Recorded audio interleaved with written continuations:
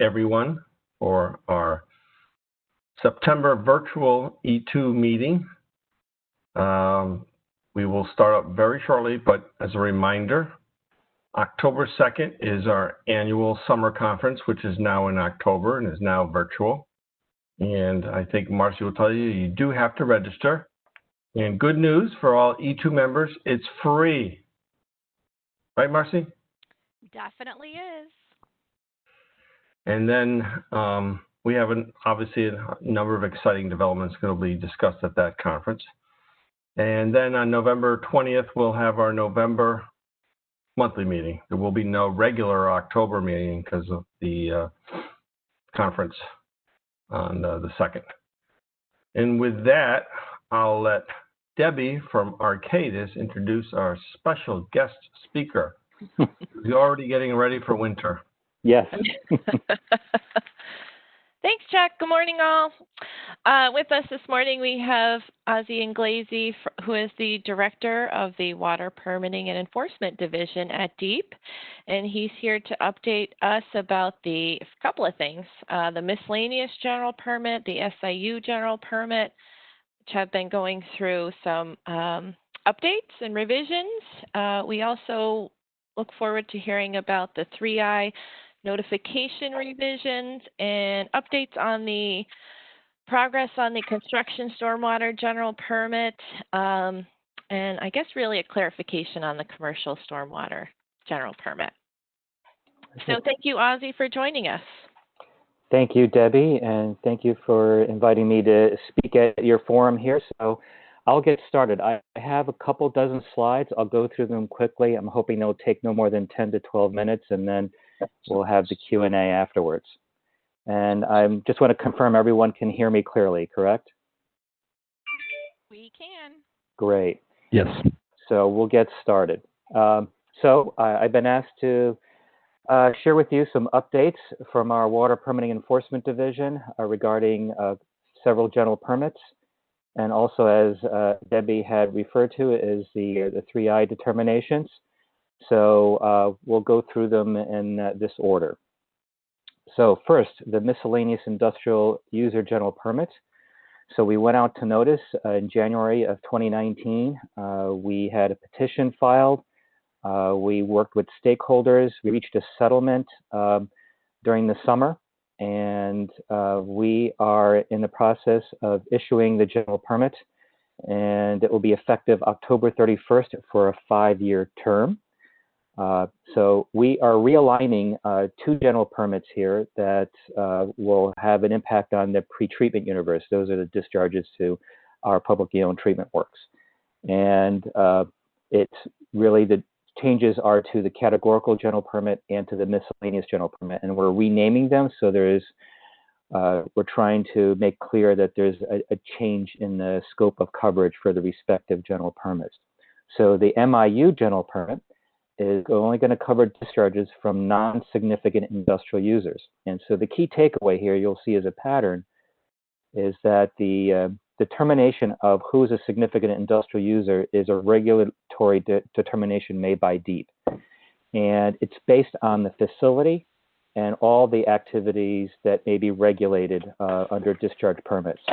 So to illustrate the point, you can be an SIU if you have an individual permit for a categorical discharge, but you have other discharges that you are seeking coverage. We would still, they're miscellaneous discharges of all sorts, but they're not necessarily categorical discharges.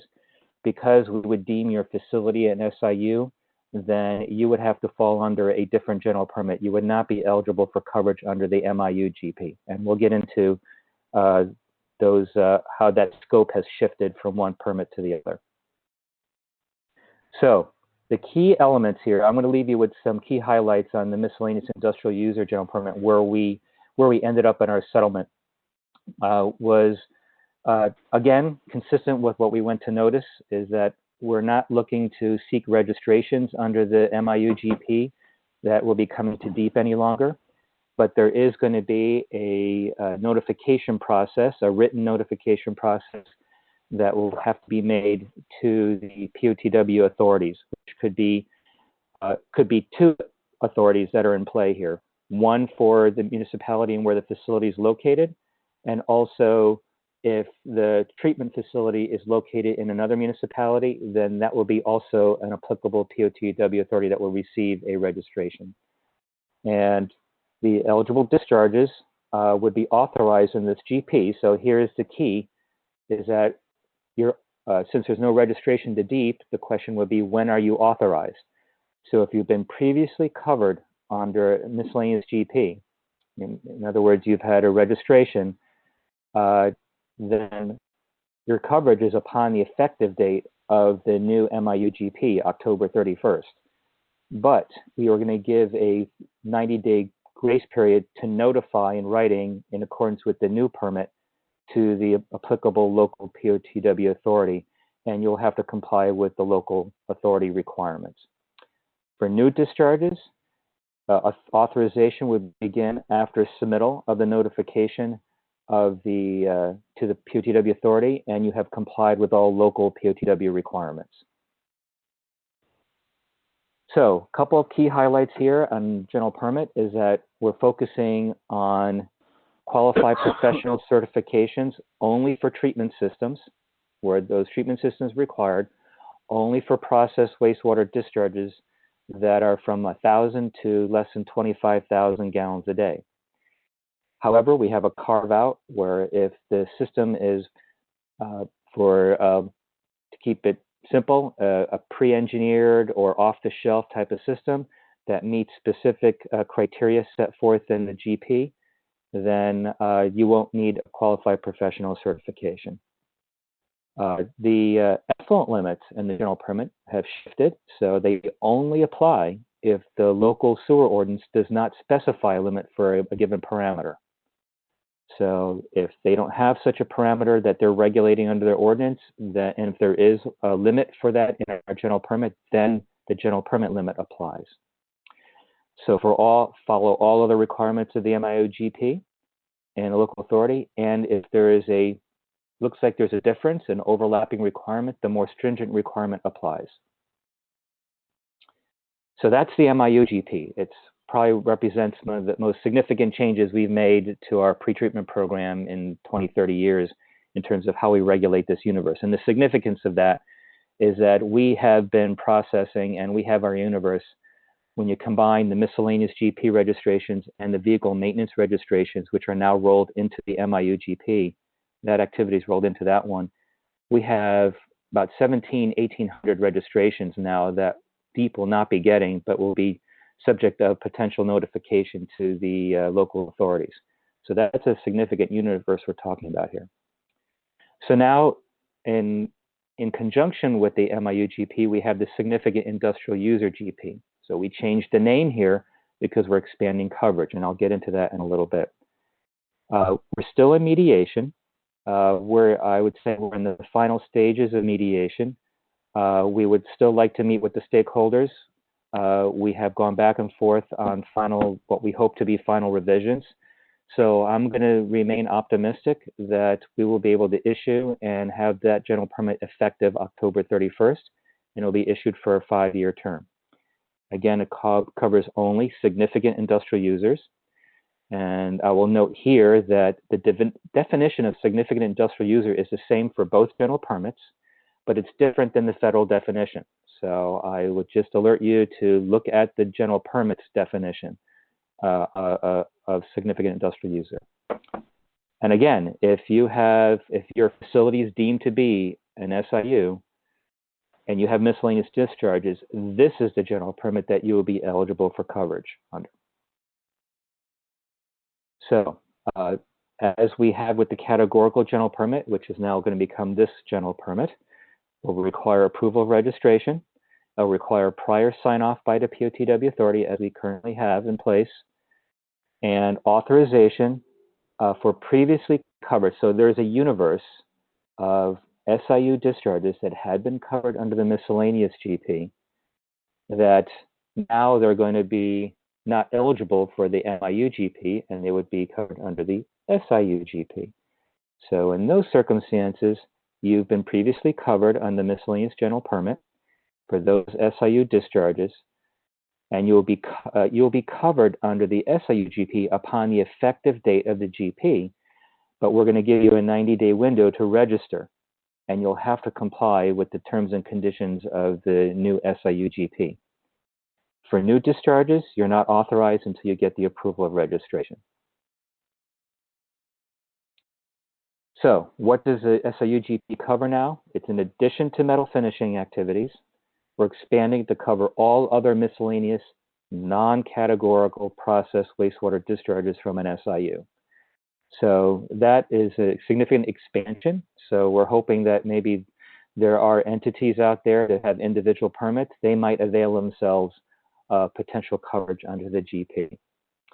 As before, any SIUs under our GPs require qualified professional certification, and it's going to require electronic discharge monitoring report filing through EPA's NetDMR system. So let's jump to the 3I determinations. So this has been an engagement with CBA stakeholders. So we've had Debbie and members of the regulated community and others joining us on some work group sessions that began, I think, late last year, beginning of this year, and then obviously COVID happened, so we've been working remotely, but we haven't forgotten about this. I want to say very clearly that this is a work in progress, and I think the dialogue can continue. But to tell you where we started was we revisited what had been our standard practices. We revisited language in the federal and state regulations, and we focused on what the key language in the federal and state laws goes back to what is deemed significant. If it's significant, then it's subject to a determination or an approval. So we looked at that term in current light and see if we can offer some flexibility here that will not require certain changes or alterations to be subject to a review and determination. So just to refresh everyone, there's two subsections of 3I. One has to do with process changes, which may result in a discharge beyond permit terms and conditions. This particular subsection of our regulation parallels a federal provision. So this is the one that connects with the federal law. So we had to look at both laws together. 3I3 has to do with specifically our state regulations, and it has to do with any changes to a wastewater collection treatment system. And that's keyed off of our statute, which says that the commissioner must make a determination regarding whether a treatment system will protect the waters of the state from pollution. So let's start with the process changes and that category of activities. So what's considered significant? If it's considered significant by the department, then you would get a notification from us saying that you are required to get a permit modification. And that's the evaluation process that we would go through. And some of the key examples of what would be a significant change are going to be when you introduce a new process that generates a wastewater discharge that will have a new or increased pollutant or flow. So some typical examples are adding new chemicals into a process or increasing the amount of substances you're introducing into a process. And I just wanted to note as an aside that there is a subsection, this has to do with metal finishers. If you have total toxic organics and you're changing or adding a chemical in that list, then when you make the determination and it's significant, you'll have to submit an updated solvent management plan with your 3I request. So examples of, so we solicited ideas and from the stakeholders about what would be some of the things you would like us to consider that are significant and non-significant. And so some of these bullets you will see going forward in the next few slides are really some reflecting those ideas. And we have maybe changed a little bit how we would describe them, and we put them in either of these categories, significant or not. So significant changes, here are some of the ideas we received and whether we would consider them significant or not. And we deliberated extensively on this internally. And we are intending to really see these types of changes as really still being considered significant. And we're informed by that because of our experiences that we have had working with the regulated community and some of the issues that we have identified and have come up. So while these were ideas, I think with the interest of seeing whether we would provide flexibility to not have to submit a request for determination, we determined that these examples here were raised questions significant enough to us that, no, we still need to look at this information and see whether it requires a permit modification. So these are the examples. All right. So I won't go into all the details, but I'll be happy to share this presentation afterwards, and we can talk about next steps. So not significant. I think that I can spend a little bit more time. We see there is an opportunity for some flexibility here, and we don't think that these rise to the level where we require a determination request to be submitted to the department. So examples of that would be you're making updates, renovations, keeping your equipment up properly functioning, upgrading your equipment. I think we're generally open to looking at these as these are not significant enough to warrant a determination from us. And so examples of that would be repairing or repairing secondary containment systems, changes to piping, pumps, or production equipment. Those examples, I think, we say, yep, these are not significant. But I wanted to alert everyone that it's qualified by making sure that how you're making these changes, that when you're that the equipment or processes you're changing involves the same materials, same capacity, because we have indeed encountered situations where people may just change a piece of equipment in kind, and then it has triggered some kind of pollutant violation simply because the material or the construction of a piece of equipment has changed. It went from stainless steel to copper or vice versa, and something changed in the chemical composition that resulted actually in something entering into the pollutant discharge, and the pollutant was identified as a violation. And we've encountered that several times, and it was at a tremendous cost to the regulated community to find out what was causing the effluent violation. So there's many examples that illustrate this point. So another example of non-significant changes, introducing or reintroducing material or substances that we had previously approved that had the same chemical constituents. So the idea here is that your operations change. They may change based on the customer you're serving, your business needs, but you already had pre-approved one process. You have approved a current process, and you just want to switch back and forth. So the idea here is that we've already seen these. We've already made the determination. It's covered under the permit, so we don't have concerns about going back and forth on your process. Same thing with chemicals, whether they're chemicals in your process, raw or intermediate materials that you're using, same thing. And then if it's temporary, so not just permanent changes, but if you're moving things around from one job to the other, and you have to reintroduce a process line or take it offline, again, I think we see room here for flexibility. Another non-significant change is moving a process around physically in your facility. Same process, it's the same order of sequence, same wastewater characteristics.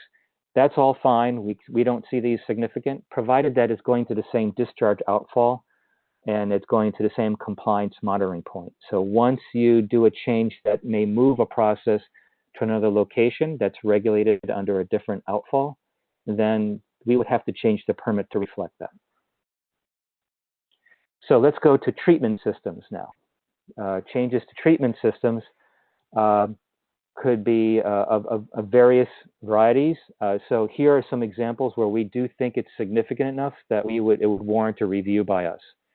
So you're changing the type of treatment technology altogether, maybe from a physical treatment system to a chemical treatment system or some kind of other type of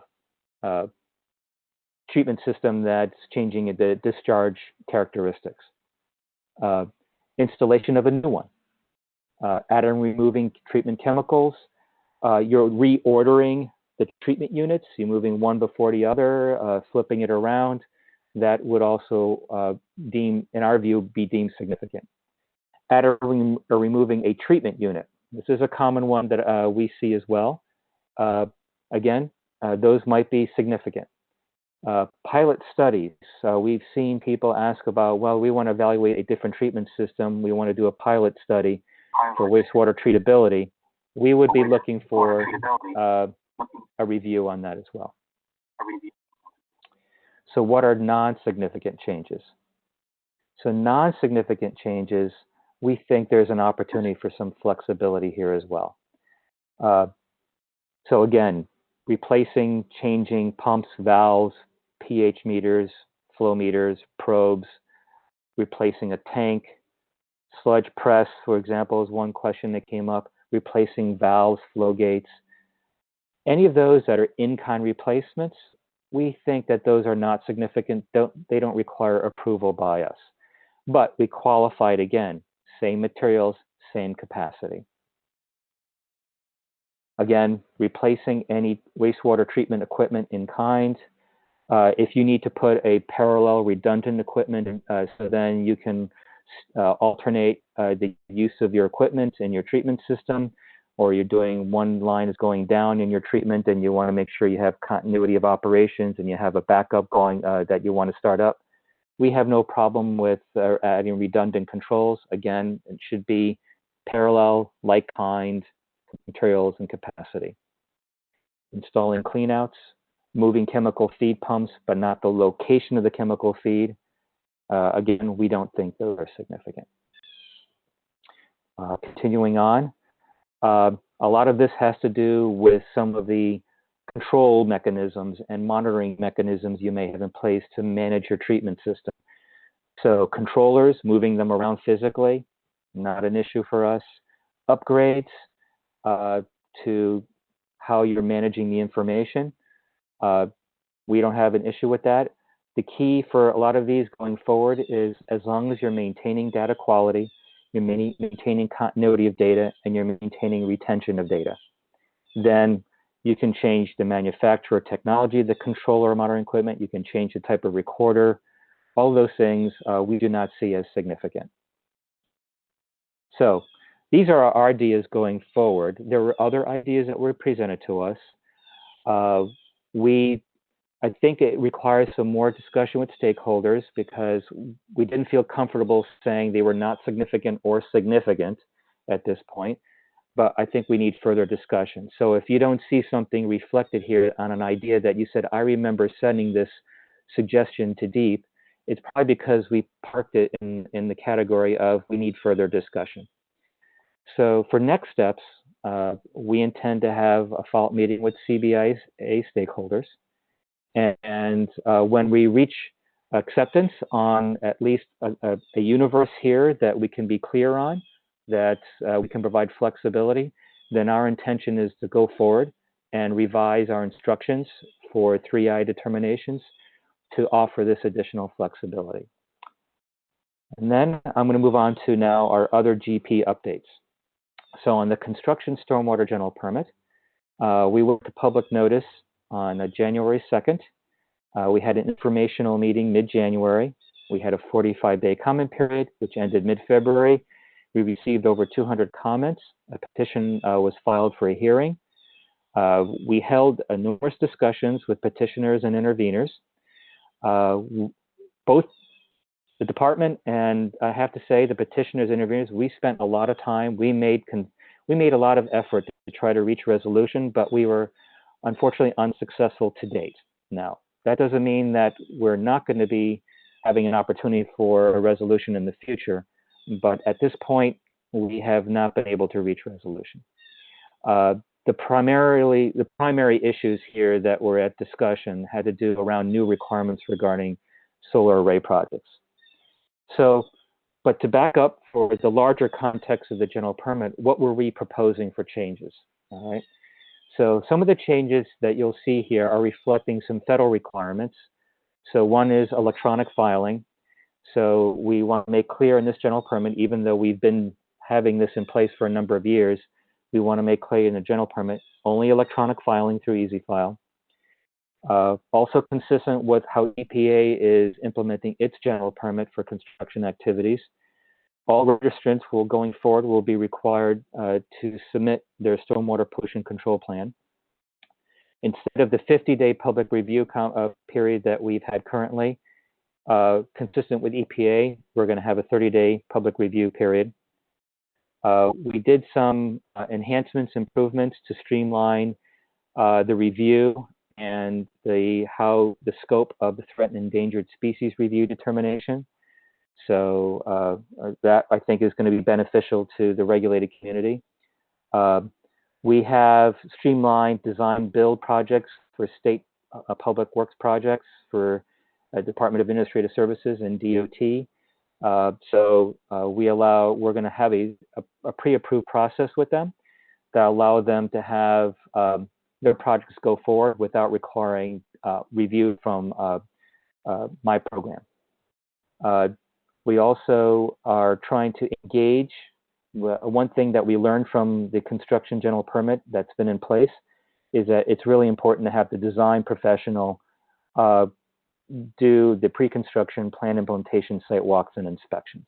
And so we would like to make that change as well. One significant one to this regulated activity is the elimination of turbidity monitoring. This is one that EPA went back and forth on. Originally, they required it, then there was an appeal, then they removed it. And we were trying to follow in lockstep with EPA's requirements because they wanted us to include turbidity monitoring, but then they removed it, so we want to remove it. And this is going to, I think, potentially represent some benefit and cost savings to the regulated community. There's also other inspection and reporting requirements that the federal law we need to have reported and done electronically through NetDMR. Also for locally exempt projects. So this is a category within our general permit of activities that we review, the department reviews the registrations, and we are doing the direct enforcement of the activity. So we worked out a memorandum of agreement with conservation districts to help us perform those inspections. And then we have requirements that were significant to a sector of the regulated community for locally exempt solar projects, ground-mounted solar projects in particular, and that was the subject of the petition.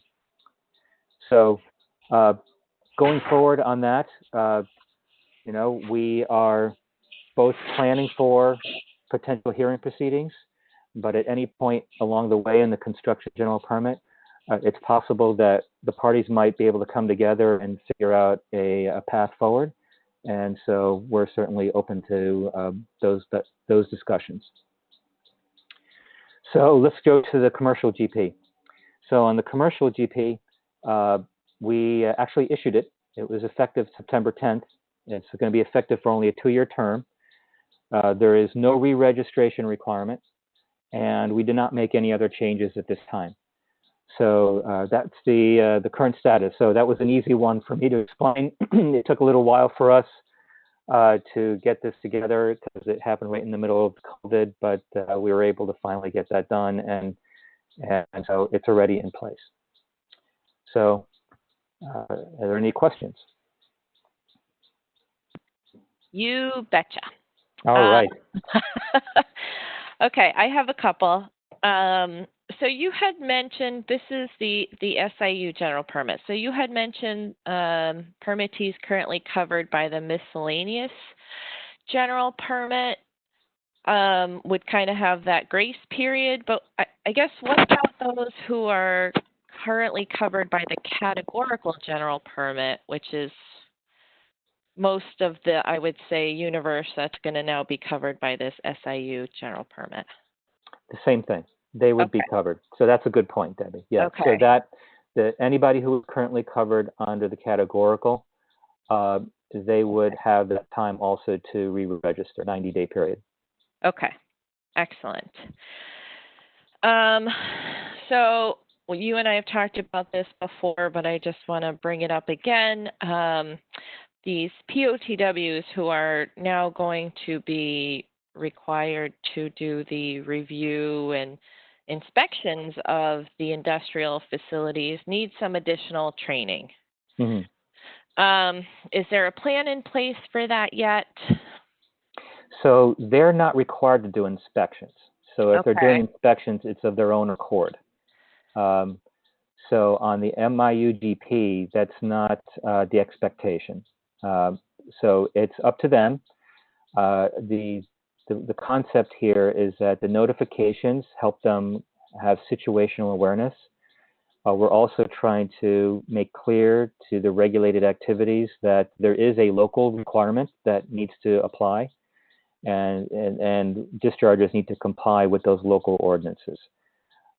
So yeah, there is training though. We're going to try to do outreach and education as we roll out the GP.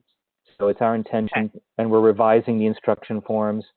We actually try to come up with a uniform set of forms that could be used under the MIU GP, but that's not to say that a local authority may have different or new information that they may ask for under their local process. But we were trying to help the regulated community with some level of consistency with some forms. So we also set up some forms and instructions that go along with that. Right. I guess I remember hearing a POTW operator say he didn't know what pH adjustment looks like, which frightens me, right? So I think there needs to be at least some level of training to these guys who are used to just a biological treatment system, and they're not going to know what like a phys-chem treatment system will look like. So I'm happy to hear there is going to be some outreach, and again, happy to help you with that. Sure. And I know EPA, Jay has reached out also. And then, my last question is, so what's going to happen with the construction general permit since it expires in a couple days? So that's a good question. It's a very good question. And I don't have an answer right now at this time. Okay. So we're hoping that we'll have an answer soon. That's my hope. Okay. Okay. And if you want to, feel free to, we can get that out to the membership when you do know. If you give us a heads up, that would be greatly appreciated. I'd be glad to. Yes, certainly. Okay. All right. Anyone else have any questions? Hi, Ozzy. This is Matt from Lorero. I have a question for you about the SIU GP. Sure.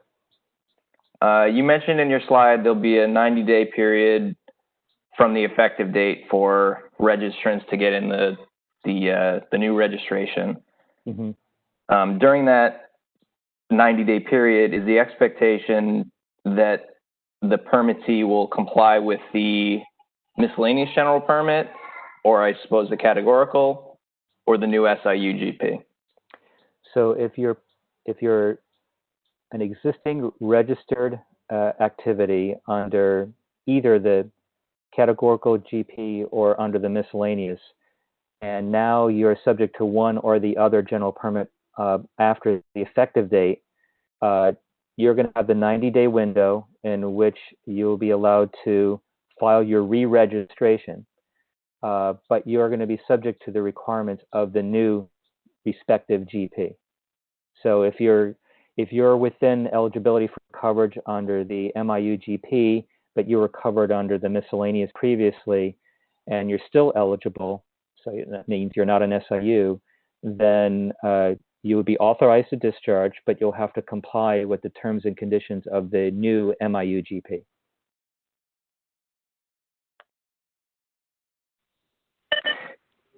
Do you have an expectation on when the final version of the SIU GP? I know you mentioned earlier it's still under review, but just to give the community a chance to review that prior to the October 31st effective date before those go into effect? Well, we're hoping to have, it depends on how our discussions go with the stakeholders, but I'm hoping in the next week or two, we're going to hopefully have I'll have a clear answer on that. and if it is, then it will be available. As soon as we get it issued, we will go out to notice anyways to have to notice issuance of these GPs, and so that will alert the public about their existence. I can tell you that a lot of the comments and changes we're making is really to be consistent with the alignment that we had worked out with the stakeholders on the MIU GP. So the same stakeholders have been involved in both, and we received petitions on both of them. So, and I think the interest here is to make sure that we're aligning them as best we can together, so then the requirements as it pertains to local authorities are consistent. So I think you will find that from the public notice version of the SIU GP to what we're doing on the version that you will see coming out is really along those lines. Thank you. Ozzie Harold Linderman, how are you? Good, Harold. I may have missed this. What happens if you're not able to get the SIU GP across the finish line by the 31st? What's the state of play? Right. So again, it's a question. I feel that on that one, I'm more optimistic, frankly, that because of how far along we've been in those discussions, and the indications that I understand from the other stakeholders, that I think we're pretty close to resolution. So while that is a good question that could happen, I think the chances are a little bit more slim on that one, simply because we've already reached resolution with the same stakeholders on the MIU GP. And the questions they're raising with the SIU GP are very similar. And is it if you can't get it across the finish line, is it your intention to hold off on the MIU and do the SIU and the MIU at the same time when you reach resolution? And what's effective in terms of a permit in the breach if that happens? So the ones that will be in the breach are going to be those that are SIUs, right? That's the question. So ones that were previously regulated, had regulated miscellaneous discharges under the MISC-GP. Those is going to be, there's a variety of different ways that we may need to handle it, but one way I think that I would prefer to take is that we would extend the current general permit. We'll have to go to notice with an announcement on that, and just to make clear in the notice that coverage will continue under the terms and conditions of the expired miscellaneous GP. Right, but the MIU GP, we might still want to have that go forward because it's beneficial to a lot of other members of the regulated community. Thanks, Ozzie.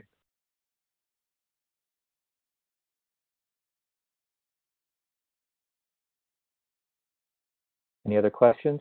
Okay, I'll ask another one. Can you expand a little? I believe the definitions for what we're now calling the qualified professional are different in these two, in the miscellaneous and the SIU. Mm-hmm. Can you just clarify that here? All right. So for the miscellaneous or the MIU GP, the qualified professional, I believe, does not have to be an independent third party. Whereas in the SIU GP, I think it's consistent with the categorical. I think we've looked for an independent third party. But I have to get back to you, Debbie, on that because I have to refresh myself. But yes, there is a slight difference, and that would be the difference. I just don't know in how we've qualified it in the respective GPs. But I think we provided it doesn't have to be an independent third party on the MIU. Okay.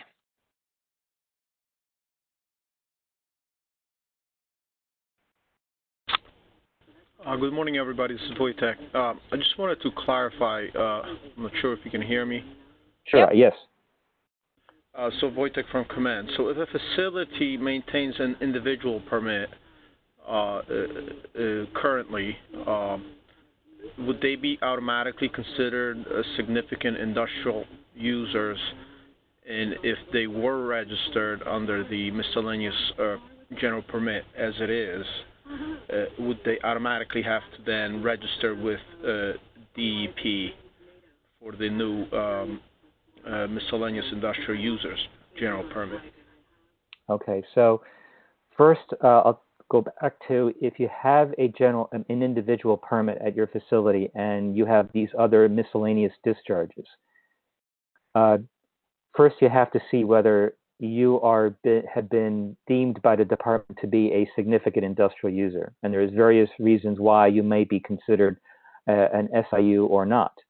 So I can tell you that there are some facilities who have individual pretreatment permits that are not SIUs. So just want to make that point clear. So if you are considered to be an SIU and you have discharges that are not covered under your individual permit, and you're currently covered under the MISC general permit, you would have to switch over and get coverage under the SIU GP. All right.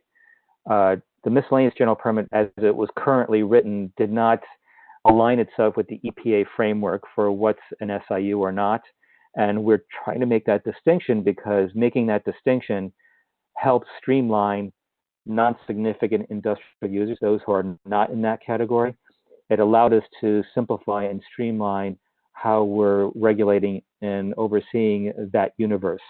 So we wanted to provide as much flexibility as we could to that universe.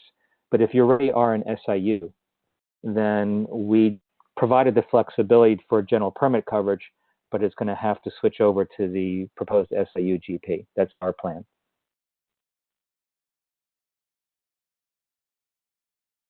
So I'm not sure, did I answer your question? Yes, so, but okay. Just to clarify, when we have to register with DEP, I imagine that is sufficient in terms of also notifying the POTW. I imagine that will be part of the process, wouldn't it be?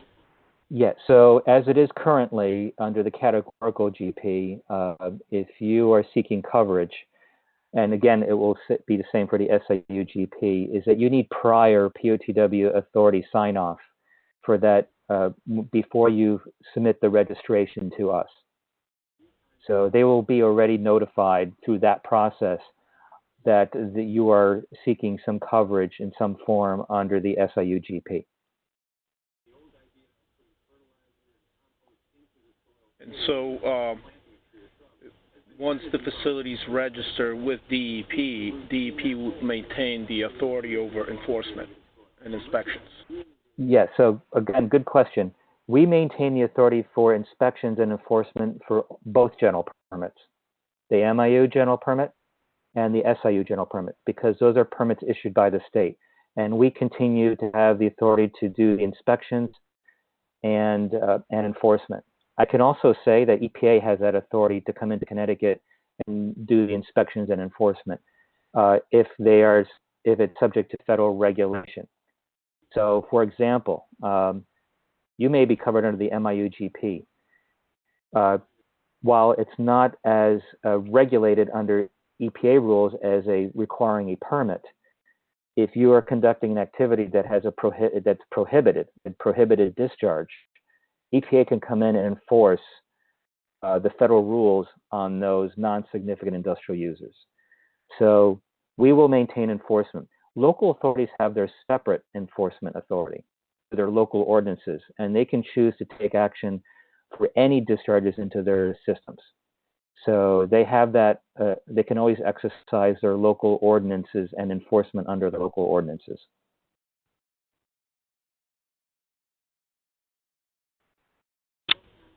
Thank you. Sure.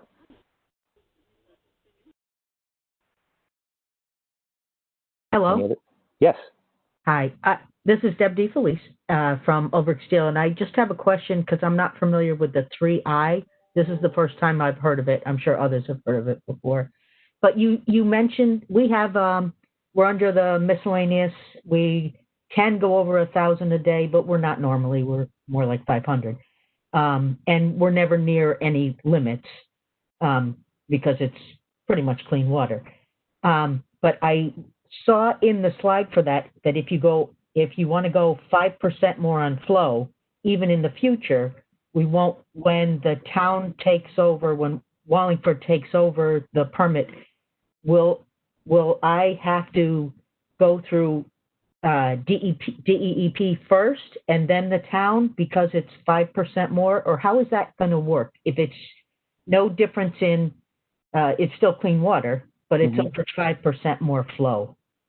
All right, so let me just go back to that slide and let's go through that particular example, because I think what you're doing is you're combining two concepts we're talking about today, is the MIU GP, if I understand you, and Yes. also the 3I determinations. Okay, and how does that work? Okay. Yeah. So first, under the MIU GP, there is a process for modifications. It's built into the general permit, and so it specifies for you. So you don't have to go through a separate process for a 3I determination. The general permit runs that through with you. And if there are certain changes you're making, there are certain situations where you may need to get someone to sign off, a professional engineer or someone to sign off on those changes. But you don't have to go through a separate 3I determination with us. Thank you very much. So I'll just alert you, though, that I mentioned you talked about in terms of lower threshold. You're not even 1,000 gallons a day and so on. So you may be in a situation where you may not have to notify to the local authority either. You may just have to comply with the general permit. But we've heard loud and clear from our local POTW authorities that they want to be aware of changes that may affect the capacity of their system. And so if you're talking about flows that are significant, it's important for them to understand those changes because it may affect their operations. But if it's something small like that, there's a very simple notification process to them. And the way you will find the notification process written in the general permit, local authorities may or may not require approval. So you may not have to wait for them to give you an approval. They may tell you, we just want the notification and we want to know, and we'll tell you if we need to review something in particular. But it's going to depend on each local authority how they want to do that.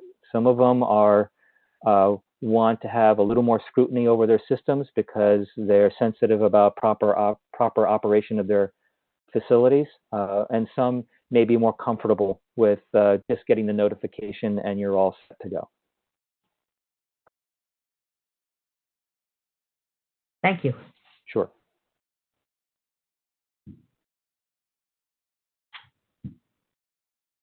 Any other questions?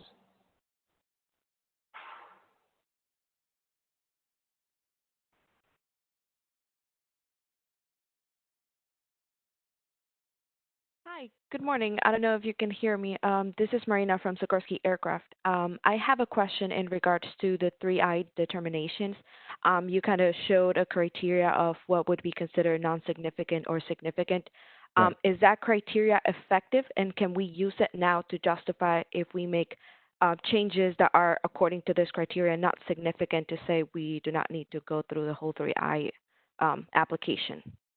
Well, I wouldn't say they're effective yet. We want to make sure that we meet with the stakeholders again and we have concurrence, and then we would like to just make revisions to our instructions so then everybody's informed and they're clear on how we're offering the flexibility. So I wouldn't jump ahead quite yet.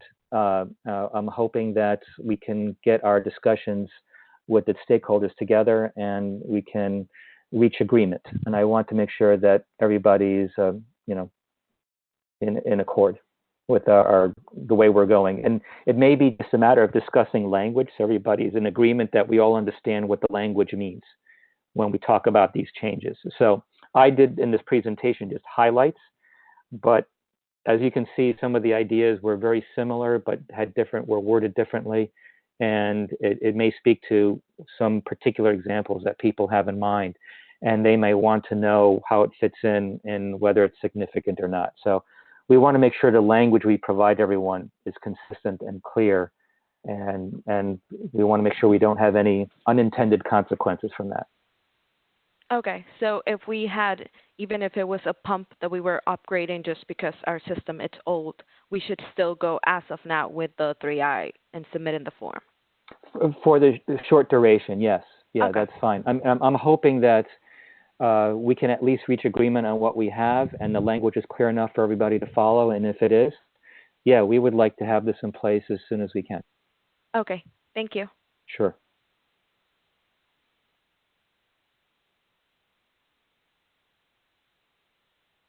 Any other questions? Ozzy, this is Todd Berman. Can you hear me? Yes, I can hear you, Todd. Yeah. So, swinging back to the construction general permit for a sec. You said you were considering a couple of different potentials on how we're going to deal with the lapse or the potential lapse that's going to come in about 2 weeks. Mm-hmm. Could you mention what the solutions under consideration are? I mean, even a comfort letter would be a great help to those who have activities undergoing with respect to that permit. So, yeah, Todd, there's many different ways we are discussing how we can handle that, and I am in the middle of the process of deliberating that internally. So I'm just not prepared to really share what the decision is yet.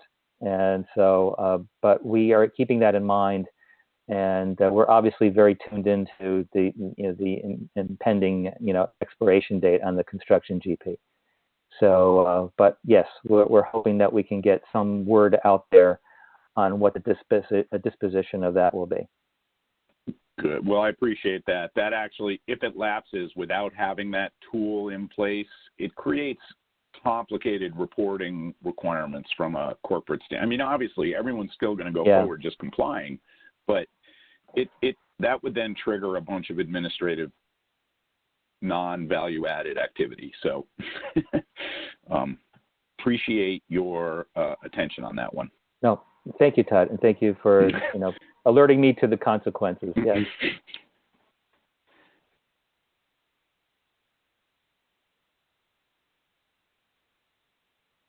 Any other questions?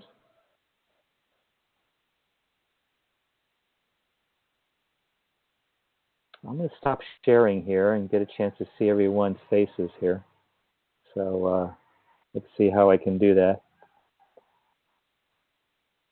All right. Hello, everyone. Okay, now I can see some people. All right.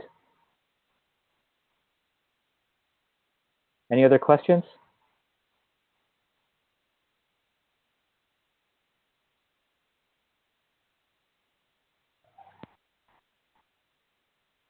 I'm hearing none.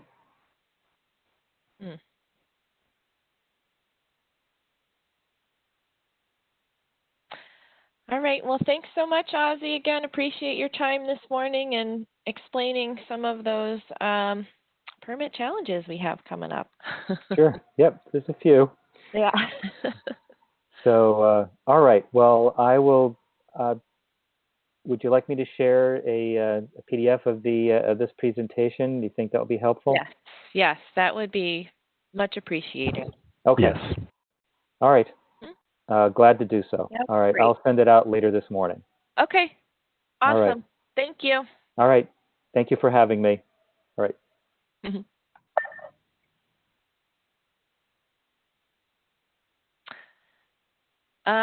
So just a quick update on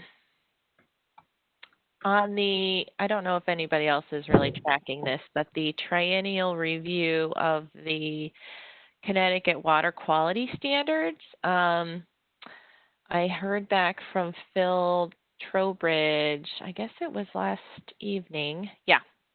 And he said that they are finalizing their response to comments, and then it will need to go to EPA for approval, and then once approved, they're going to post the document on the website, and they will send an email to all those who commented. So that part he expects to have done by the end of the year. And then after that, they would start, which he underlined, the rulemaking process, which he indicates is a long process. So I think we're looking at 2021 at the earliest. most likely 2022, and that's when they would need to start the triennial review again. So just an update on that. And I think one other comment from Wojtek, your update on the survey. Yes, thank you, Deb. So, as some of you may be aware, because you might have obtained the survey through email, it came in early September from the Water Permitting and Enforcement Division at DEEP, and informed the key stakeholders that under the direction of EPA, the DEP will be reinitiating the compliance inspections for the pretreatment program starting on October 1st, and it said for the fiscal year of 2020 through 2021. So if you have not seen or completed the survey, basically the survey seeked input on whether or not your facility is still in operation, and if so, to what capacity, what are some of the measures put in place as a result of the COVID-19 pandemic. Are you allowing people access to your operations? And then also probed for, to get a sense of what is your facility's capabilities in terms of, internet technologies and connectivity, to see maybe if a inspection could be facilitated virtually. So that's just something that is ongoing, and I think, the response to the survey was expected by September 16th, so I think that's already passed, and so we'll see what happens next.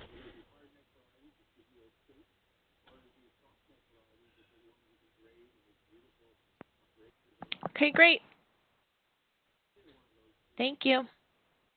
You're welcome. All right, I think we are ready to move on. Thanks, all.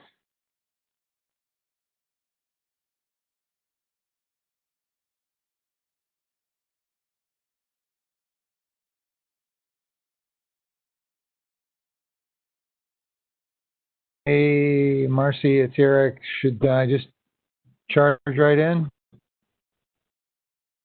Absolutely.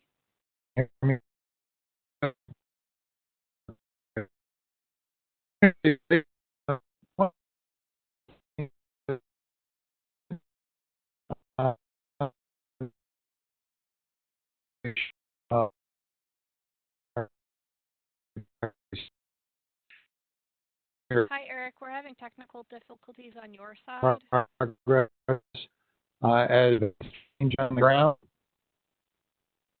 Marcy? Eric, unfortunately, Marcy? we're unable to hear you or see you. Okay, so what I'll do is I'll switch to my phone. You're good now. I'll switch to my phone just for at least for audio, so you got the audio.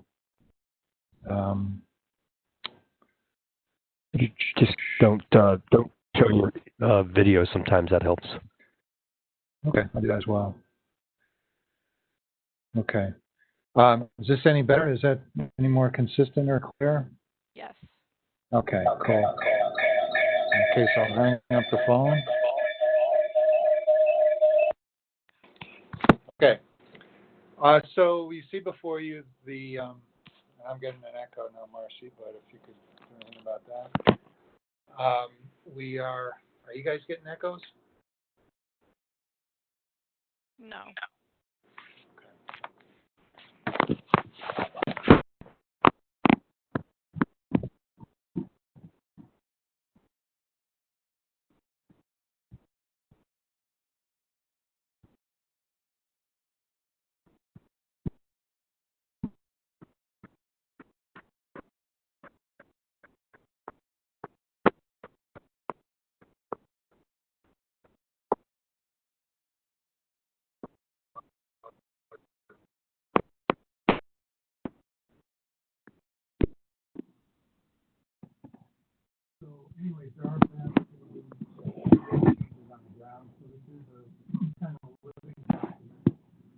you know, there's a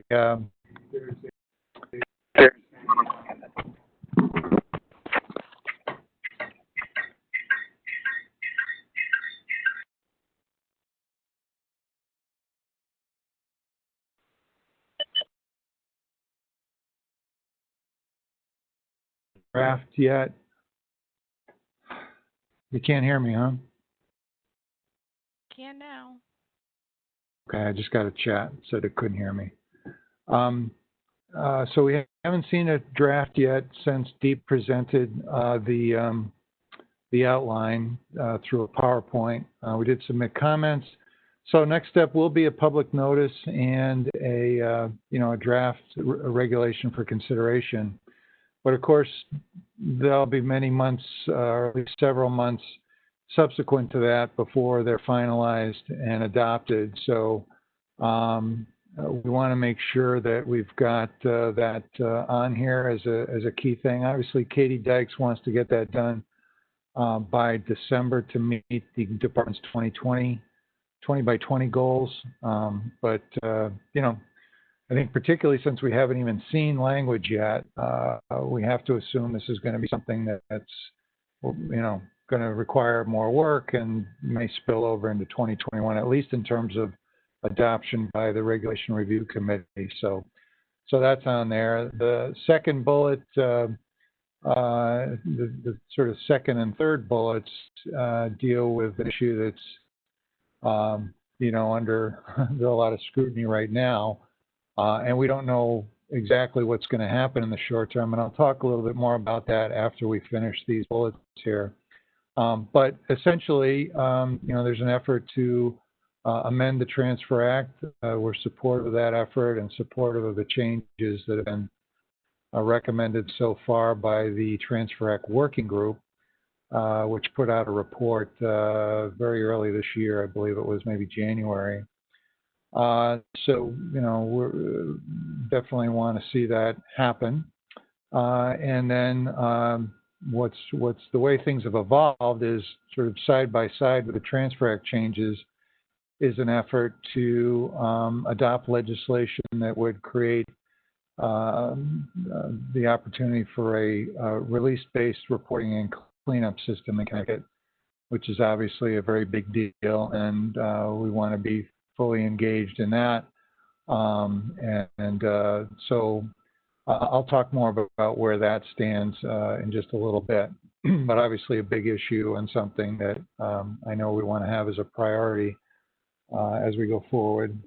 And then, beyond that, we kind of have a perennial here in terms of trying to find some mechanism or process for getting some kind of best practices or materials that lay out some rules or at least guidelines for the use of guidance and when that's appropriate and what it means and what it doesn't mean. So we keep that on there. And Marcy, if you could scroll down a little bit.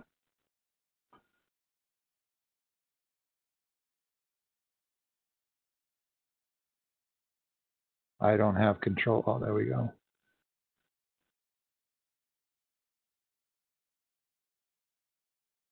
And similarly, we want to work with the department to figure out some protocols, if you will, that they're comfortable with and we think would be effective in terms of trying to keep their regulations that deal with, that incorporate federal regulations to try and make sure they're incorporating the latest federal requirements as possible. So don't see that as a legislative priority, but something that we'd like to work with the department on.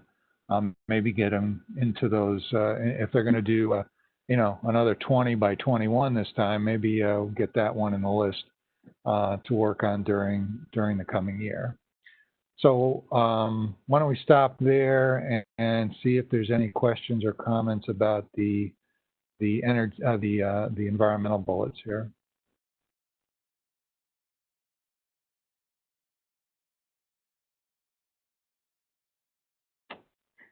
Okay, if there's no questions, why don't we go down to Eric? energy then? Oh, yeah, go Eric, ahead. just one thing.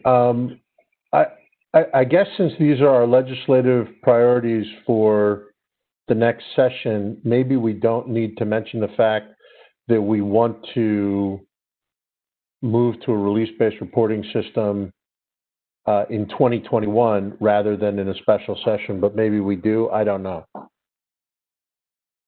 I'm just asking the question. These things won't be finalized and published by by CBIA until December. Okay, perfect. Then we're fine. Yeah. Okay, great. Yeah, these aren't going out tomorrow. Or, okay, just checking. See what happens. Yep, sure. Okay, so I'm going to try and scroll down to energy. So we have 3 here, and these are primarily carryovers since the 2020 legislative session pretty much got blown up by COVID. These are kind of carryovers. So, the first bullet relates to, well, at the time we wrote it, it related to the potential initiative, regional initiative to have states sign on to a memorandum of understanding regarding transportation policy as it relates to energy usage. There's a lot of concern about that at the time. There are also now other potential regional efforts, even including changing some of the rules at ISO. So we just want to make sure that to the extent the state is acting in conjunction with other Northeast or New England states on energy policy, that there's transparency there, excuse me, and that we have the opportunity to weigh in at an appropriate time on what we see as potential impacts on ratepayers and specifically business ratepayers. Secondly, we continue to be obviously concerned about the cost of energy and our energy policies and those impacts. So we're trying to get PURA and those other entities that are involved in energy policy, including DEEP, to evaluate some metrics on how we're doing in terms of the investments ratepayers are making. And Lee, you may want to speak to, because you would know better than I. There's rumblings afoot of changing the whole system. Other states don't rely on ratepayers to pay for all this stuff. They do it through some kind of a tax, more broadly applied. And I don't know if there's much chance of that happening, at least in 2021. But to the extent those kind of things are being kicked around, from a business standpoint, we want to know what we're getting bang for our buck for the ratepayer investments. I don't know if you have any comment on that, Lee. Yeah, it's interesting because that's always been a commentary that people have made, that it's only the ratepayers of the big utilities that are paying these. So among other things, if you're in Norwich or Norwalk or Wallingford, you're not paying any of these sorts of fees. It's one of the reasons why those municipal electric companies' rates are so low, is because they don't have these adders, but they benefit from the clean air and other things that the rest of us don't. In addition to which, there's an absolute lack of transparency. And I think that there's a broad swath of individuals who agree that that would be the more fair and more transparent thing to do. And it's certainly what a lot of other jurisdictions do. However, if you were to do that, it would come with a fiscal note and it would be a tax, and it would be Ned Lamont is raising our rates rather than our Eversource and UI rates are so high. And so I don't see, well, I see people talking about it. At the end of the day, if I had to place a bet, I'd bet on it not happening, at least for this legislative session, because I don't think that any legislator wants to be accused of raising taxes, even though all you're doing is shifting the burden from one pocket of a ratepayer's trousers to another. I just don't see anybody having the guts to say, okay, let's raise taxes right now in this economic downturn. Just my guess. Oh, great, thank you. And then lastly, we've had this, well, again, we had this last year in terms of the concern about rating ratepayer funds for purposes of balancing the state budget, which has happened in the past. But we've added a clause here about or for other purposes beyond these core missions. So sort of as a member of, for example, the Energy Efficiency Board, there has been a push and continues to be a push to use those funds for purposes that in some of our views goes beyond trying to deploy more energy efficiency and clean energy in the state. Obviously, the DEEP is pushing hard on an energy agenda that goes beyond efficiency, and there's some effort to use some of these funds to do that. So there is a clause in the energy bill that's up for consideration now, and we've raised some concerns because, again, in those board meetings, we say, you know, if you want to use them for other things, you got to go back to the legislature, because the legislature said to use them for energy efficiency and clean energy. So I think that's what they're doing, and you know, we've raised a concern about that, and we'll see what happens. But that may come off. That may change, obviously, with the special session coming up and the energy bill. It's certainly going to be on the agenda, I would think, for the special session. So again, this continues to be a living document, and we'll see where things stand after the special session on both this energy item and a couple of those environmental ones. So any questions on the energy bullets here or comments?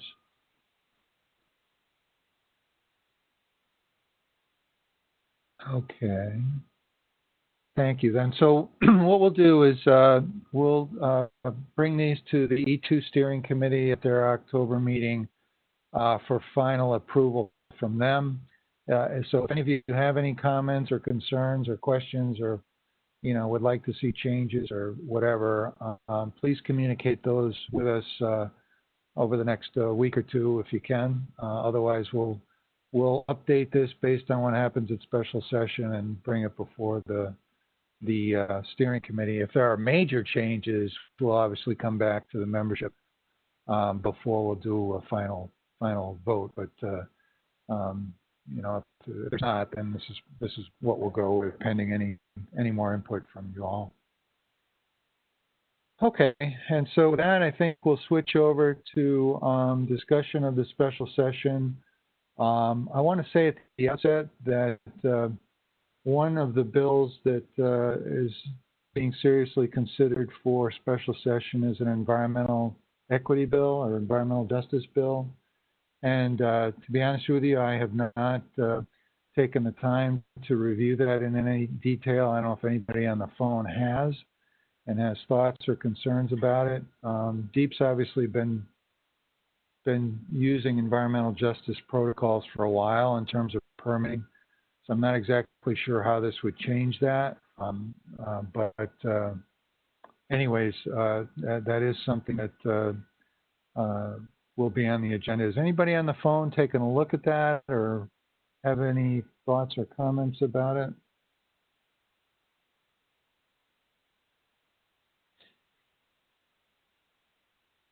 Okay.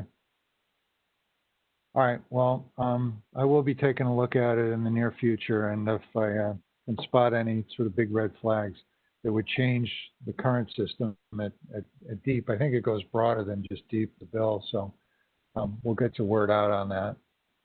So that brings us to the issue of the Transfer Act and the release-based reporting proposal.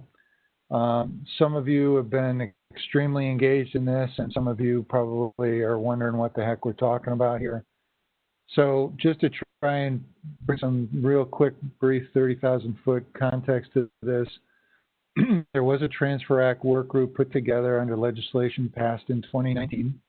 We met through the fall and into the winter months with subcommittees and our members, Pam Malco and Beth Barton, who chaired each of those committees, and came up through a long and lengthy process with consensus language, and that language was ready to go for the 2020 session, which again got cut very, very short.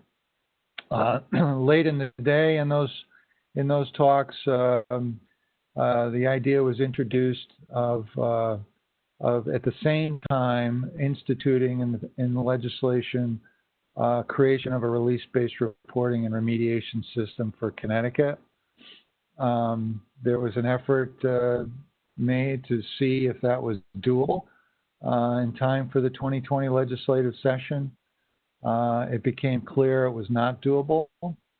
So sort of battle lines were starting to form as to whether the Transfer Act would go by itself or whether it would not go unless there was a release-based system side by side. It became clear that for the 2020 session that was not going to be doable, especially with the COVID situation. So at that point, meetings and conversations kind of went dark, at least outside of DEEP. Then when the summer was coming around and there was talk of a special session, the issue emerged again.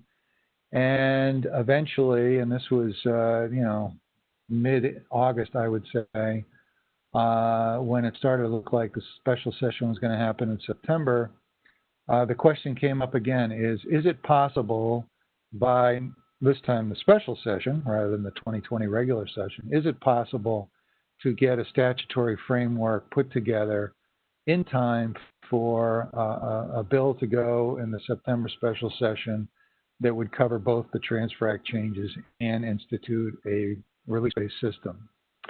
So over the last, two and a half weeks, the legislature pulled together a small group to work on this, consisting of the co-chairs of the subcommittees of the Transfer Act working group, representatives of the LEP community, CBIA, and those who are interested from the legislative committees on environment and commerce, along with DECD and DEEP, to undertake that effort, and the environmental advocacy community.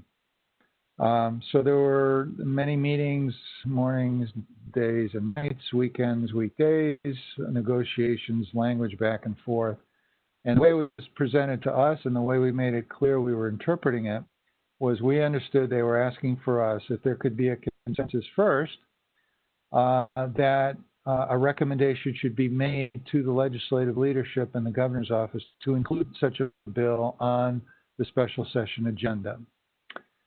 So we did get to a point not long ago, I don't know, I've lost track of time, maybe a week or so ago, where we came to some language where we said to DEEP and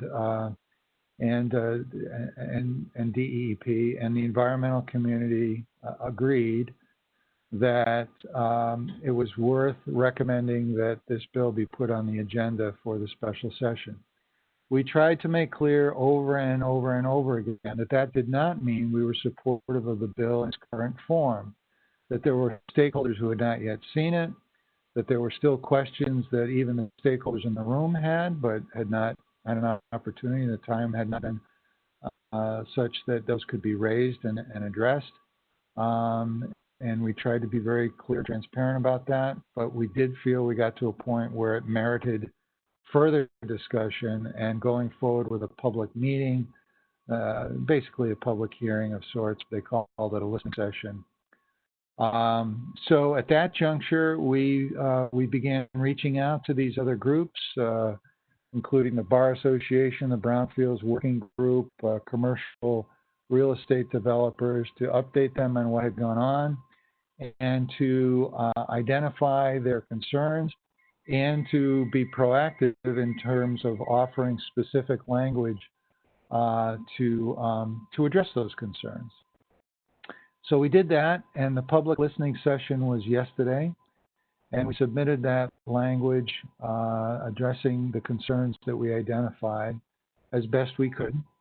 However, there were some concerns that could not be addressed in that time frame, which is too complex, too nuanced too hard to even identify fully in just the course of a few days. So the larger group that we'd been meeting with had a call the night before yesterday's meeting, public listening session. We talked it through, and we decided that we, as a group, could not come to consensus on moving forward with those. Some groups were willing to say, all right, with some modifications that we were proposing, which weren't heavy lifts from our perspective, include a working group, so forth, that they would be supportive of it. Nervous, but okay, ready to take that leap. Others were not. So I reported to the committees that held this listening session yesterday, the Environment and Commerce committees, that was the case, that we were unable to come to a full consensus. It was our understanding from the legislators and the administration that full consensus was needed for such a bill to go forward in the special session. And that was the premise that we had kept in mind throughout this. So we had to report yesterday that as of yesterday, we could not deliver that consensus to them as much as we had tried to do so. So where does it stand now? Basically a quick 15-second overview of yesterday's meeting. They got a lot of feedback, some in favor, many expressed concerns and expressed, including CBIA, that at this juncture it just does not seem doable for a special session, and we need to take some more time to get it ready for a 21 session. So at this point, now it's in the hands of the legislators, the administration, and the legislative leadership as to whether they are comfortable going forward with this bill in special session, even though there's not a consensus, not even a consensus within the private sector community, I might add, never mind, the legislative community or other communities. We're just going to have to see. The Senate special session, last I understood, is scheduled for a week from yesterday. So they still have a few days to do what they're going to do, to talk to who they want to talk to, and see. But it's hard. It's a little difficult right now to envision this thing going forward. It's much even harder to visualize what many people wanted was to see the Transfer Act changes go forward without the release base. But there's anything can happen. But there's pretty long odds on that. So I think that's where I'll stop. And if there's any questions, I'd be happy to try and answer them for you.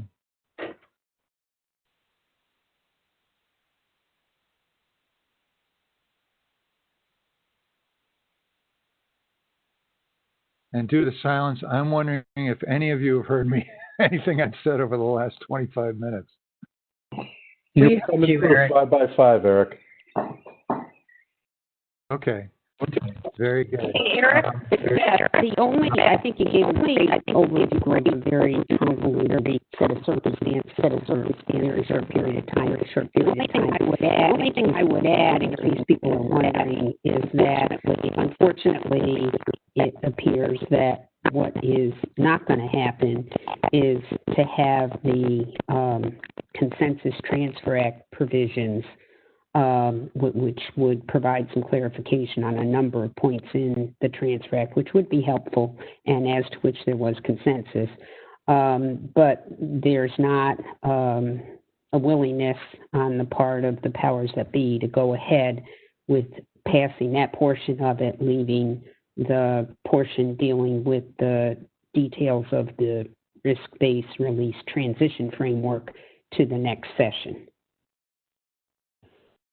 Yes, that's correct. That is still a possibility, but I think it's a pretty remote one. Eric, it's Harold. I know that Beth just offered her insights, and she testified yesterday along with you, but also Lee testified and Rachel Rosen testified. Nancy Mandel. I'm wondering if any of them have anything that they'd like to offer while we're talking right now.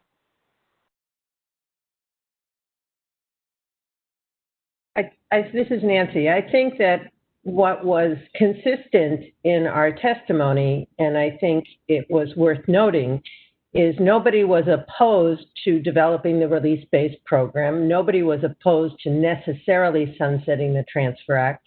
And so I think that was a consistent message. The message that wasn't as consistent, but I think the majority of us echo, was what Beth just said. You know, that's what was worked on and could benefit us in the interim, because don't forget, until they sunset the Transfer Act, we still have to work with it. And there was great effort put into that. And I'm disappointed, Eric, that you say it's unlikely, not in you, but it's frustrating, and I'm sure to those who worked on this, that it's unlikely that they'll be able to cull out the Transfer Act consensus revisions from this. So at least we have a working model going forward that until we sunset the Transfer Act and develop this. So I just wanted to say that at least there wasn't opposition that I could see to the Transfer Act sunsetting, although some of us still don't want to see it sunset. So that message was clearly sent.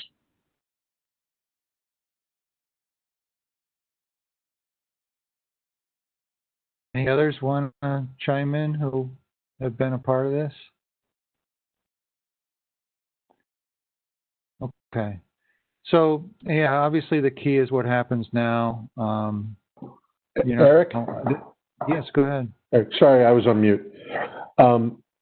This may be a little more inside baseball than people want, but I know that last night, Commissioner Lehman, the commissioner of DECD, gave me a call and was pushing me pretty hard on, can't we still get this done this session? I think for him, he really wants it done. And, you know, I put him off by saying, look, we don't have consensus at all. Indeed, the two primary folks who said they had consensus, Roger Reynolds and Eric Brown, during the testimony said that they no longer had consensus. And his pushback to me was, what makes you think that it's going to be any better in April than it is now? You're still going to rely on DEEP for regulations and everything else. And I think that that's now the tack that he and probably Katie are going to take with the legislators, which is we're really not going to get it any better than 6 months because we have the framework for a decision. We need to vote it up or down right now. He's also concerned that this statute will get lost in, if it doesn't have the bright hot light of a special session, that this will get lost in the din that will be a very long legislative session. And so, you know, if I had to bet, I would bet that DECD tries to make a couple more cosmetic changes, but still tries to get this through in the special session. But again, that's just a guess.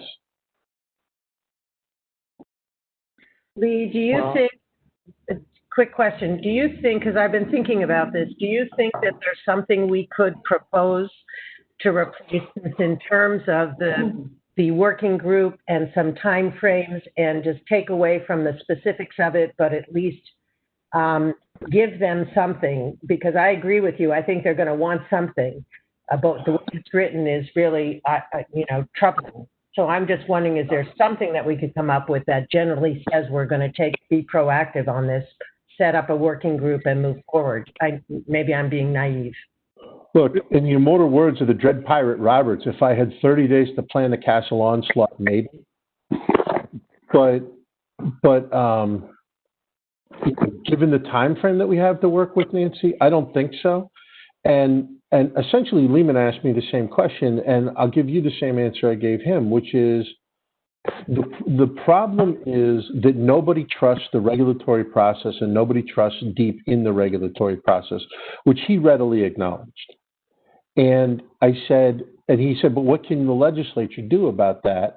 I think that you'll have all the levers of power, and the Transfer Act just won't go away for 10 years if the regulated community doesn't want it to, because they'll stop it at regs review. And my answer was maybe yes, maybe no. But what the legislature can do is put some very specific parameters around what DEEP can and can't do in the regulations. And that's what's missing. And to me, Nancy, in order to do that successfully, in order to have something that we, at least as the regulated community, can rely on as we go into the regulatory process, that statute needs to be 2 to 3 times as thick. And we just don't have the time to draft it, even if we had total agreement as to what those parameters ought to be. And I'm 99% sure that we don't even have that agreement yet. So I don't see how it can be done, but I may be the dumbest person on this call. So maybe somebody got a better idea how to skin that cat. I certainly don't have it. This is Dave Hurley. I was wondering if we propose something that was that the legislature, that just one additional section beyond the Transfer Act that creates a working group that's led by the legislature, not by DEEP, in a process like we had for the Transfer Act, that looks at both the statutory requirements or the statutory language and the regulations and develops the regulations.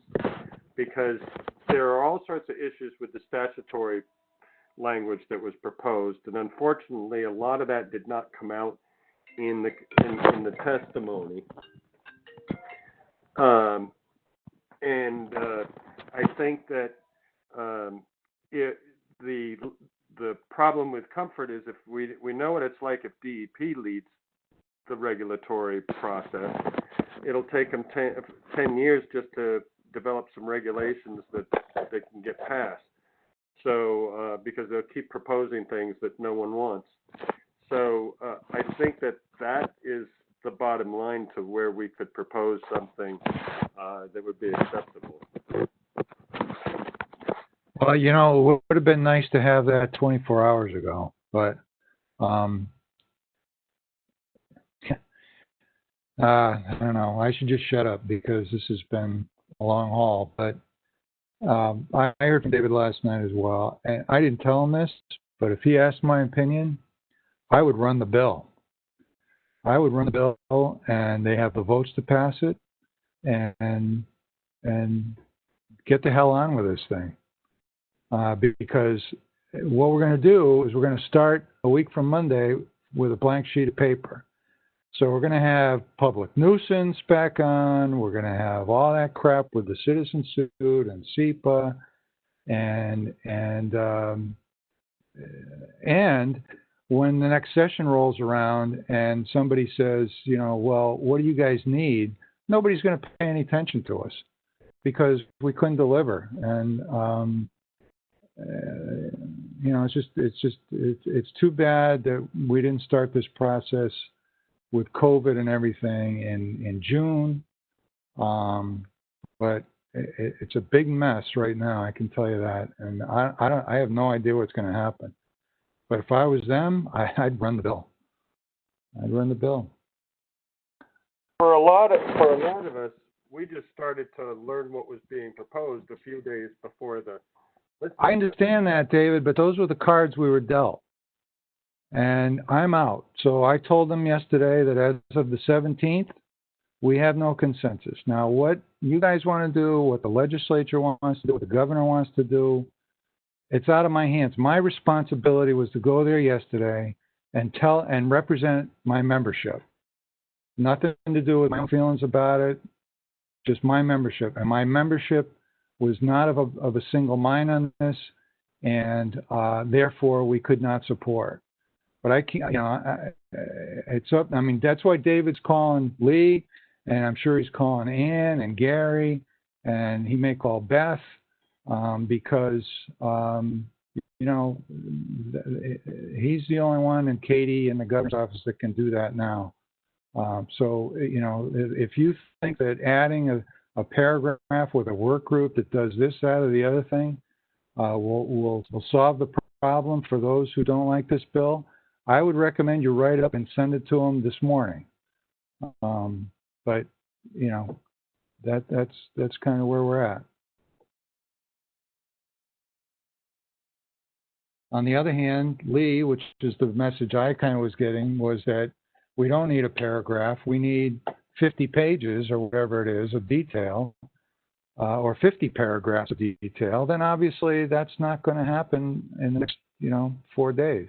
So, but, until and unless we can all get on one page, we can't really be very effective in terms of trying to advocate one way or another. And in the absence of that uniformity, that's why I say, I'd run the bill because, CBI is not going to be able to say anything because their membership's split on it.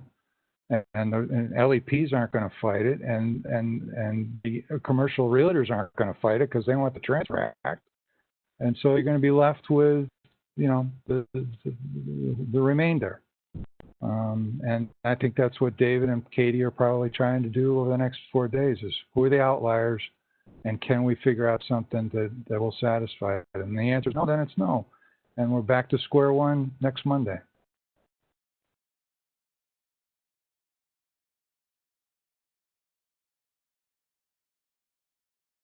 All right, so we're over on this segment. Marcy, I don't have the agenda up in front of me, but why don't we move on to whatever's next on the list?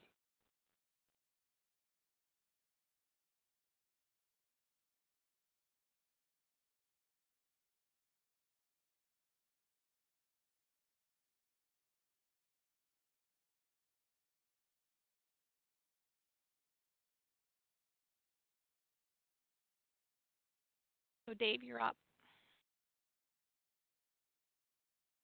Okay, so some quick air updates that Steve and I have. You can see on the sheet there, but just a couple quick things about the GPLPE replacement regulations. Those are, after initially being rejected by Regs Review, the proposal was updated and resubmitted, so that is going back to Regs Review next week. With the decision to be issued by October 6th. But at SIPRAC last week, Deep did give a little bit of a summary about the transition from the current GPLPE, which does expire in November, and the new regulatory program that presumably will be in effect at that time. What they said was for the reporting year 2020, facilities that were covered by the GPLPE should submit their compliance reports for the period of January 1st through November 8th. And that for the emissions reporting piece, that's what's going to be required. However, that could be a cause for some confusion for folks, and just depending on how people typically track their emissions. So, there's no issue if facilities decide to report for the entire calendar year, rather than just the period of coverage under the permit. Also, for the majority of facilities that will be seeking coverage under the new regulatory program, that won't be included in the annual report. So anyone that's covered under the new regulatory program from November 8th through the end of 2020, that you're still obligated to follow the requirements of the new regs, but there's no compliance reporting due for that limited portion of the year. So for anyone following this new regulatory program, the first compliance reporting period under the new regs is calendar year 2021. And that's all going to be done through EMIT, as it has been the past few years. So it should look very similar. We'll see. There's also going to be notification forms that DEEP has been drafting.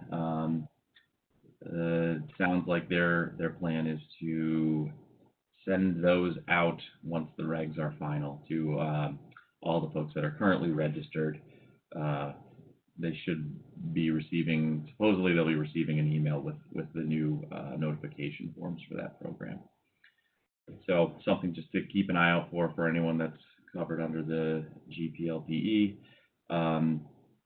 And then just some quick stuff on the inspection. So Deep gave a little summary on what they called like their SOP for virtual air inspections. We have it in the handout here, but the main thing is it's a series of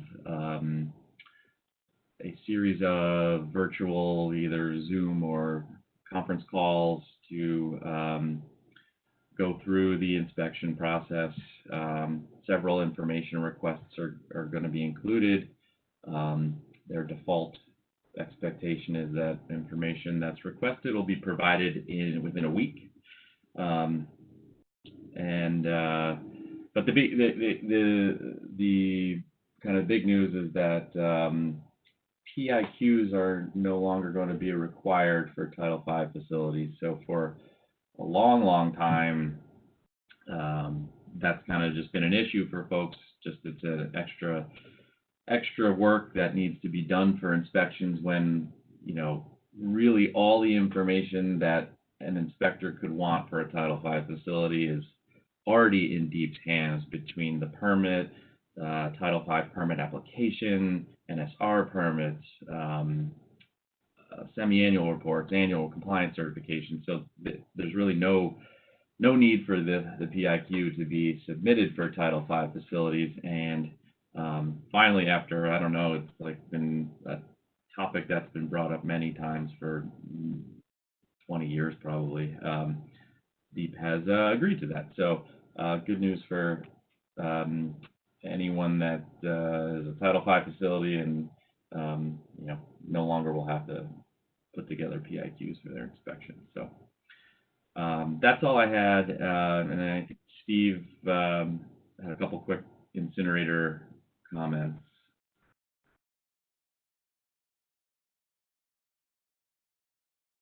I think you're on the call, right, Steve? Yeah, can you hear me? Yep, gotcha. Okay.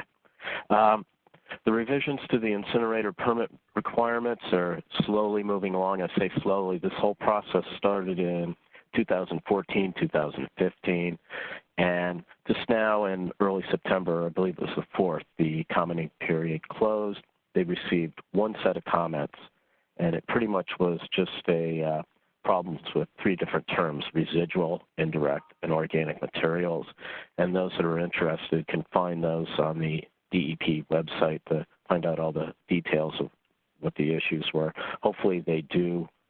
We want them to eliminate residual and organic materials, and hopefully they will clarify it for a lot of people that want to take advantage of the change in the permitting requirements. Then also another issue, it's almost the 30th of September. That means the ozone season is going to be over. Everyone with large emergency generators will be happy to hear that. And everybody has a large emergency generator has to follow the ozone season or the ozone day forecast, make sure that it wasn't moderate to unhealthy, which means that they couldn't operate their emergency engine for just non-emergency uses. And it's interesting, this last ozone season from May until September, we've only had 13 forecasted days that would be moderate to unhealthy. 17 days were actually over the standard. And that's what's interesting about that is 17 days is very low. And we had record heat in July and August. But it turns out a big factor with that is the southerly winds, which are much cleaner than the southwest winds, and also provided a good mixing of what they call the boundary layer. But we still have 12 more days, and it should be interesting. That was presented to us by DEP at SIPRAC, and it should be real interesting at the end of the ozone season when they really get a good look at the data, see what the impacts of down transportation due to COVID and also other impacts from COVID and the weather impacts on that. And then also we'll probably hear about the smoke from the fires out west. And that's about all I had. Dave? Yep, I'm all set too. So I think we can move along. Okay, that would be Lee.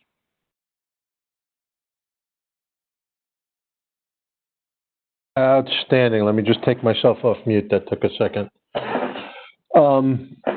A chunk of my report was taken by Ozzy just to give you a little more color on the general permit for stormwater for construction. Two additional parties have moved to intervene in that proceeding. They are Alco Financial, which owns Wyndham Solar and Eco Solar. They are the entity that keeps suing the DEP every time DEEP does something that entity doesn't like. DEEP is opposing their motion to intervene in the process. I'm not really sure why, but Dean Applefield doesn't like them and filed a 10-page motion opposing that intervention. The other group that has moved to intervene is Renew, which, as its name implies, is an umbrella organization that promotes renewable energy throughout New England. So they went in unopposed, and that's what's really humorous to me is DEEP doesn't mind if the trade association comes in, but they really don't want this one particular developer to come in because they're going to be very difficult to deal with, and I think DEEP knows it. As Ozzy indicated, negotiations on that permit have broken down. That means that we are now going to go to a full-blown hearing. Brendan Shane is the hearing officer, and he has asked the parties to provide him with a list of the legal issues for what he needs to consider when approving or disapproving the general permit. And he wants that list of issues by October 15th. Once he has that list of issues, then he'll provide a ruling on which issues he's going to look at, and then he's going to start doing discovery and document exchanges and the like. Two things of note there. One, Debbie asked the question, and she was right to do so. What does that mean for the general permit as a whole? Because it's not just for solar projects, it's the construction general permit for everything. And it expires on its face on September 30th. If we're not even going to have the legal issues decided for the hearing, much less discovering or the hearing itself, until mid-October, there's a very real possibility that we're looking at end of December, beginning of January for a final decision on the permit. So I don't know what we're going to do in that 2 to 3 month window, and I find it positively frightening that Ozzy doesn't know what we're going to do either. So that's a little bit difficult. The other thing that was very interesting was in discussing the document requests and discovery, the hearing officer said, and of course, you could make document requests of DEEP, but you don't need to because all of DEEP's files are public, so don't worry about it, which is when I piped up and said to the hearing officer, I've had FOIA requests outstanding on these issues since July 24th, and they've yet to be responded to. So I do need an order from you to compel DEEP to give me the documents that I need in order to handle this case. And the hearing officer was stunned and completely agreed with me. It may be the last win I get on this hearing, but DEEP's going to be scrambling to provide the documentation that is the basis for why they did the general permit in the first blessed place. So that is to say that I think Ozzy's right that settlement negotiations will continue because I don't think that DEEP necessarily wants to do all the work that it's going to have to do to promote this, but maybe they will go forward with the hearing. The only other thing that is of note that's going on in the energy space that I'd call everybody's attention to is obviously beating up of Eversource and to a lesser extent UI continues to be fair game. That's obviously going to be part of the special session. Whatever happens to them will happen, and I think it's anybody's guess as to whether or not it has meaningful repercussions long term. I think that the utilities take as long as they take for storm response, and I think that if the state wants the utilities to significantly improve on the timing of that storm response, then the state's going to have to pay for it, or the ratepayers are going to have to pay for it, because it's not as though Eversource and UI don't want the restoration to take place. There's certain laws of physics that apply to the repair and maintenance of transmission and distribution systems. The other two things are, one is that the Council on Environmental Quality, that wonderful appendix of a state organization that serves no purpose, but yet still it's inside the body politic, has reared its ugly head again and has decided to send a letter to the Siting Council decrying the loss of agricultural land on every renewable energy project that uses agricultural land, regardless of whether or not the Department of Agriculture has already taken a look at the site and has sent in a letter saying that the Ag Department's okay with that. The CEQ knows better, and so the CEQ is going to put itself in there as well.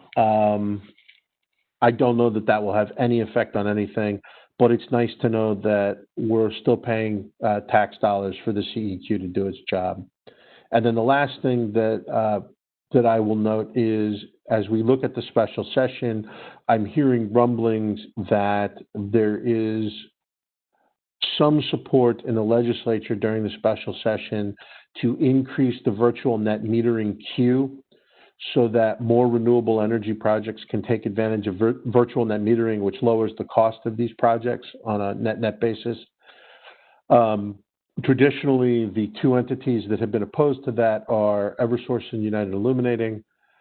Right now, given the political capital that Eversource and United Illuminating have, I don't think that they're going to spend any of it on virtual net metering.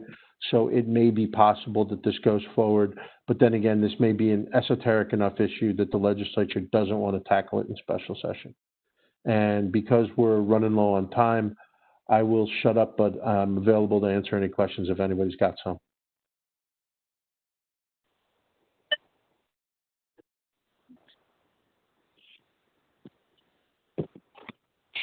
With that, Harold and Mark, you're on. Mark, I'll go first. Hi, everyone.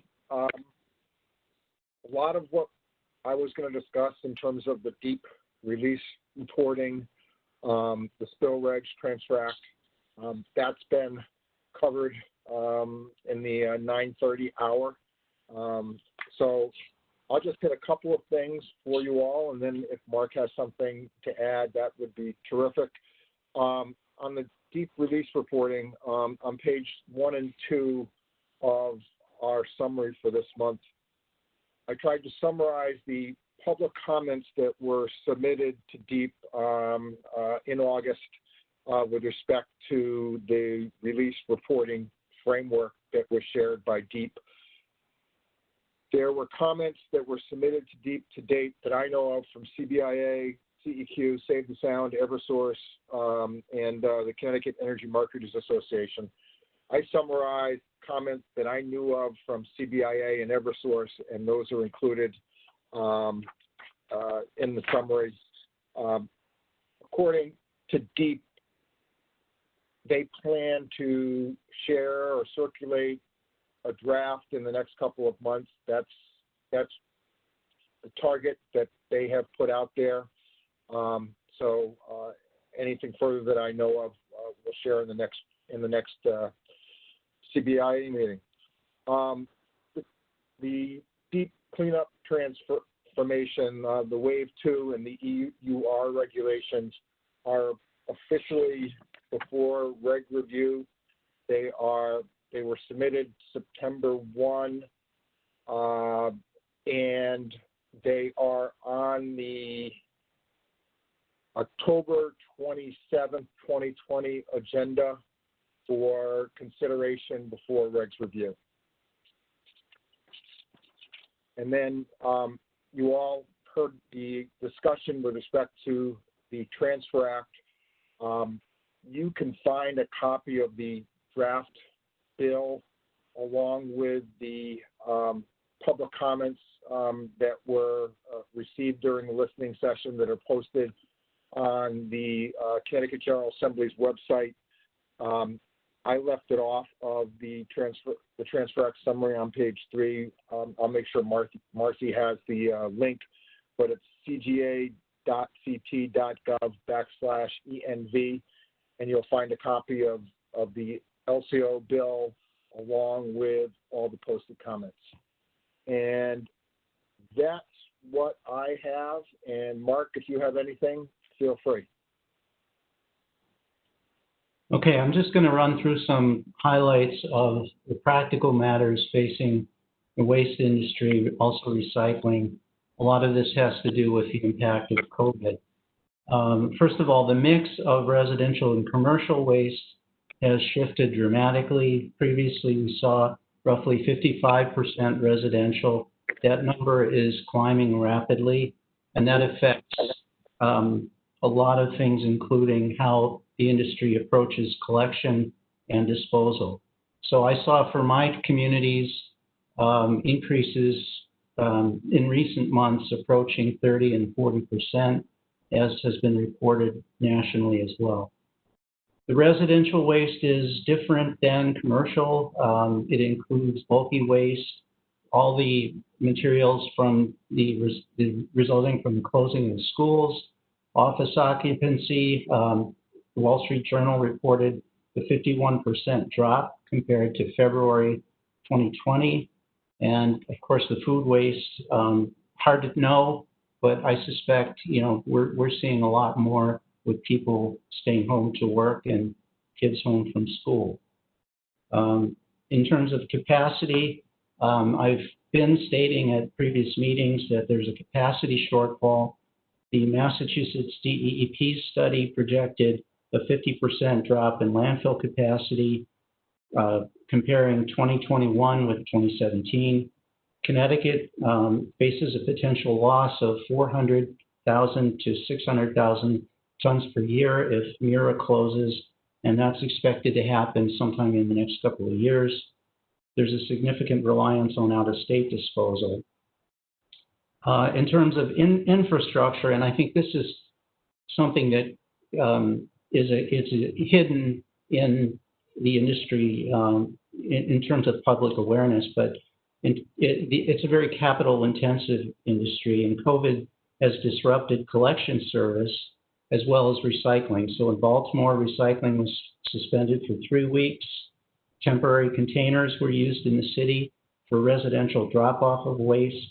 Philadelphia experienced a 40% increase in residential volume, along with a 30% absentee rate among its employees. Neighborhood groups began collecting waste curbside, and then in Nashville, Tennessee, phone calls increased by a factor of 6, which is a significant burden on staffing. In Oregon, prior to COVID and prior to the recent fires, the recovery rate for container glass was well over 80%. Very difficult to know what that will be going forward, but it was a stellar achievement for the state and held up as a model for other states as well. Now, just briefly on the business model for the waste collection industry, it's based on an established customer base, which has changed dramatically. Different vehicle types are used depending upon the source. Residential typically will use automated container or automated collection vehicles, rear loader, occasionally the Packer trucks. That's the old style collection truck. Commercial pickup will use a front end loader or a compactor. And then the other category is the roll-off containers, which are both residential and commercial. When people are doing home remodeling or roofing projects, they'll use a roll-off container. And the last category is the tractor trailer, which is used for long-haul transport. So we're seeing a shift in the industry and retail, commercial real estate, entertainment, and sports. And I think that is likely to be long-lasting. DEEP commenced a new initiative. They're calling it the Connecticut Coalition for Sustainable Materials Management, CCSMM. And the agency is promoting pay-as-you-throw, recovery of organics, and extended producer responsibility. And they have over 60 communities participating in a working group. And I believe the intent is to come up with recommendations for the legislature. DEEP and some municipalities would like to see the state legislature mandate the pay-as-you-throw method, which involves the purchase of plastic bags, which residents would be required to use for their curbside pickup. We're seeing a very rapid increase in both disposal and recycling costs, which impact municipal budgets. For the communities that I represent, the swing between last fiscal year or fiscal year 2019 and 2020, roughly $1.4 million change for those communities. Lastly, I'm just going to mention that DEEP projects there will be some improvements in markets for glass recycling with the opening of a facility, goes by the name of Positive, and it's a collaboration of urban mining and O&G, and the facility is intending to take glass from recycling facilities, which right now go to landfills, and the concept is to make those a usable product in the construction industry. And that concludes my overview, and I'm happy to take any questions.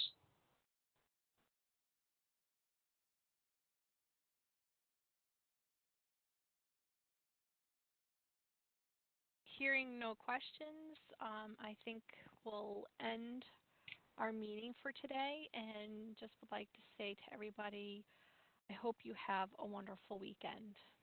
Bye, Thank you, Marcy. Thanks. Take care. Thanks, everyone.